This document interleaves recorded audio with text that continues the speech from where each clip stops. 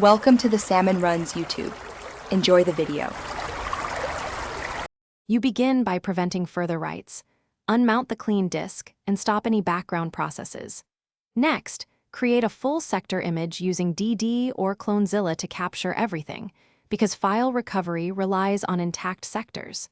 Make sure the destination has enough space and generate a checksum like SHA-256 to validate the copy. Once that image is complete and verified, you have a safe working copy, so you can experiment without risking original data. Now you analyze the image to restore structure and files. Run test disk to locate lost partitions and repair partition tables, because restoring metadata preserves file names and timestamps. If partitions are gone, run photo rec to carve files from raw sectors. Understanding carving loses original names. That's acceptable when headers remain.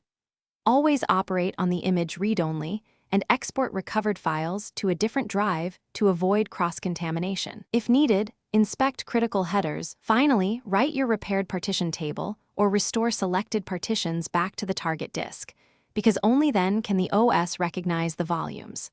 Copy recovered files into their appropriate folders, set correct permissions, and verify integrity with checksums so you don't reintroduce corrupt data.